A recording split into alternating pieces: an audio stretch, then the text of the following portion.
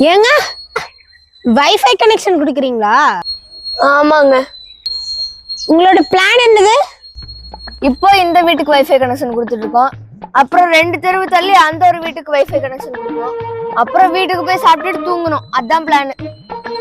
ஏங்க நான் அந்த பிளானை பத்தி கேட்கலங்க, இந்த ரீசார்ஜ் பிளானை பத்தி கொஞ்சம் சொல்லுங்க. வைஃபை பிளானை பத்தி கேட்டிங்களா? 6 மாசத்துக்கு 5G அன்லிமிட்டெட் நெட் சும்மா ஸ்பீடா இருக்கும். 3000 ரூபாய்.